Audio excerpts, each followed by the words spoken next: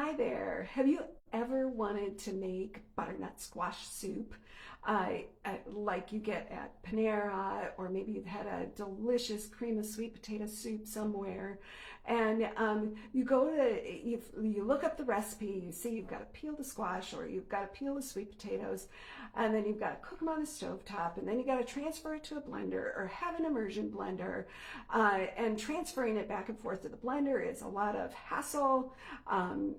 Lots of opportunity to burn yourself. And then you got to put it back in the pot and add something else to it and stir some more. It can boil over on the stove and create a mess. Well, I am here to help you find an easier way to make your delicious butternut squash soup and so many other soups. Today I'm going to be making sweet potato soup, and I love sweet potatoes. They're super good for you. And this is going to be pretty painless. My name's Ellen Trom, and I am your Pampered Chef Consultant here to help you streamline your time in the kitchen. So let's look at this blender. I'm going to turn it on. It's our deluxe cooking blender. Never in a million years thought I needed a blender that cooked. This recipe convinced me. This is one of our starter recipes that comes in the cooking guide with the deluxe cooking blender.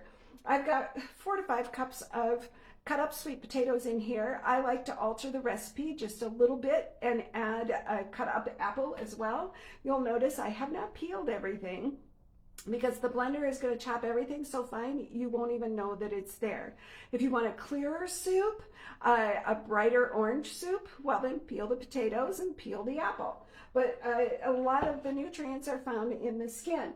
To that I'm going to add 2 3/4 cup of vegetable broth. You can use chicken broth as well. I'm using my Easy Read measuring cups here so I don't have to do the up and down dance and check where I'm at all the time. And I am choosing vegetable broth this time, but lots of times I just use chicken broth. If you want to up the protein in your recipe, that's a great way to do it. And the flavor is just a little bit different, but it's delicious either way. It's a little deeper flavor if you use the chicken broth.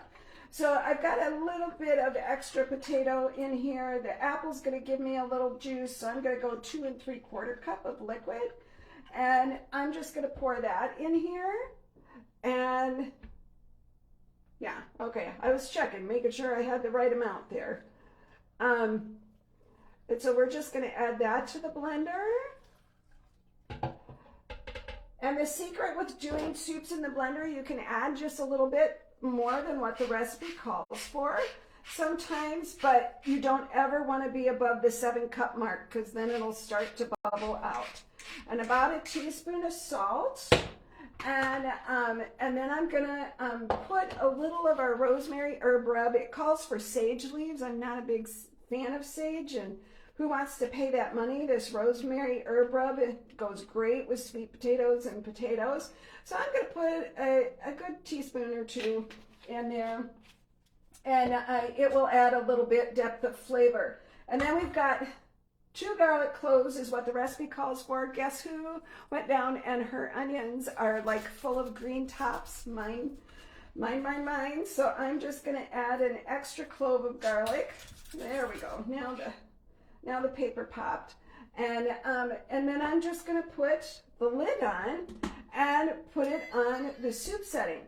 The difference between our blender and some of the other blenders that say they cook on the market is ours actually will get to 200, it goes up to 220 degrees. There's a display here that says that.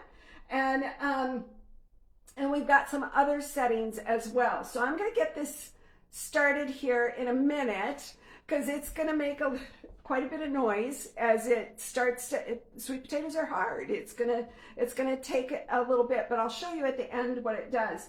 But we also have a smoothie setting, alternative milk setting, so you can make your own oat milk or almond milk or cashew milk, whatever you like, and it comes with a straining bag. Grind setting, I make my own almond butter all the time, and lots of dips and spreads. We've got some awesome things in that cooking guide that comes with it.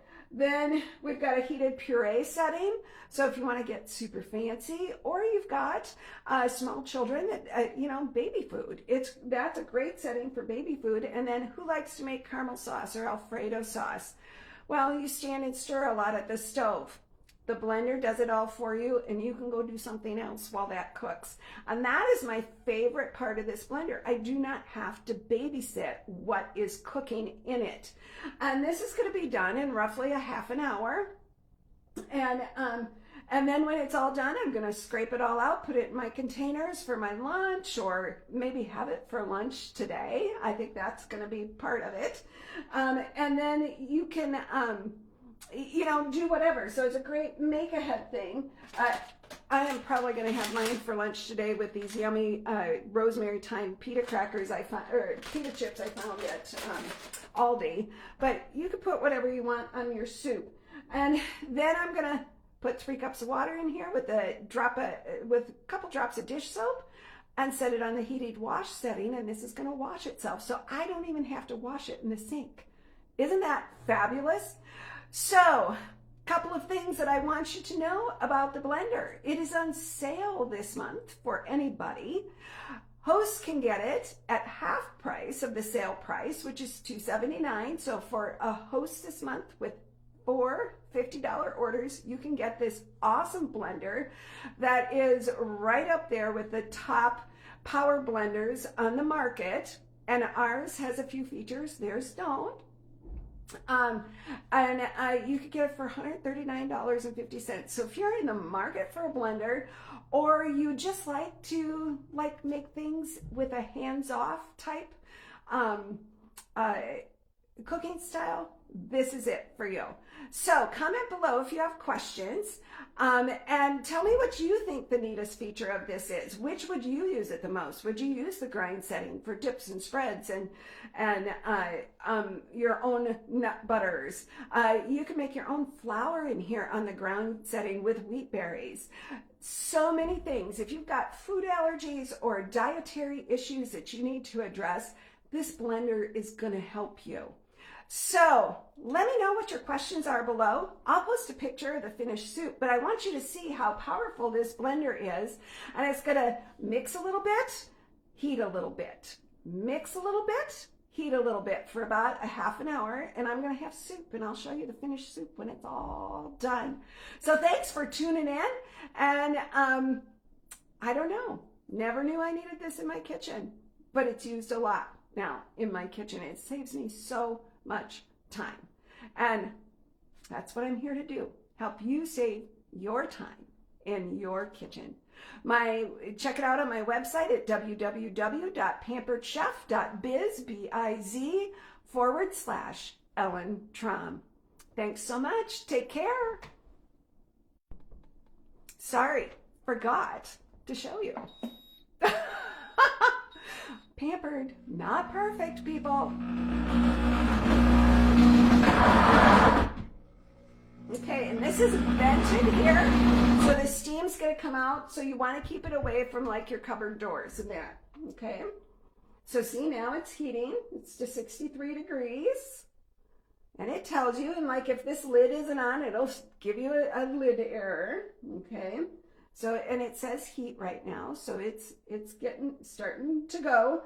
If you wanted to speed this along, you could heat your broth in the microwave, and then it would heat a little faster. I do that with the heated wash setting.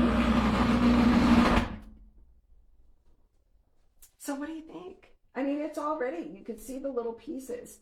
Now it's going to heat a little more. It's up to 66. So this is pretty cool.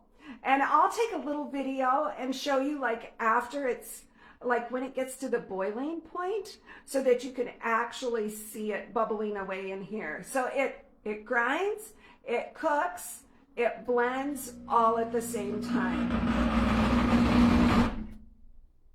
All right, we'll be back with a little clip in the comments later. Take care.